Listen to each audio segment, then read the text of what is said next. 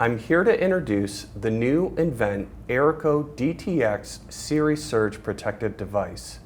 This is a panel mount surge protective device that is rated for 120 to 240 kA per phase maximum surge current rating.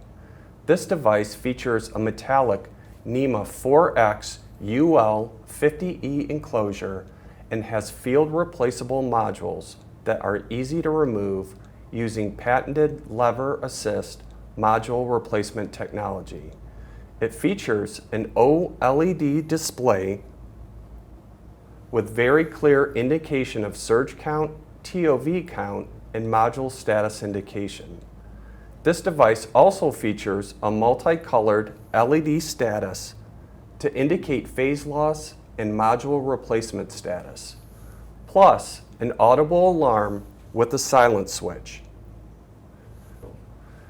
RS-485 data outputting data like the surge count, the TOV counts, phase loss, event timestamping. This product also features accessible remote contacts that are Form C dry contacts. Finally, it's VDE certified to IEC 61643-11 and is UL 1449 Edition 5 listed, and the filtering option is UL 1283 Edition 7 listed, and also includes testing to the mill standard.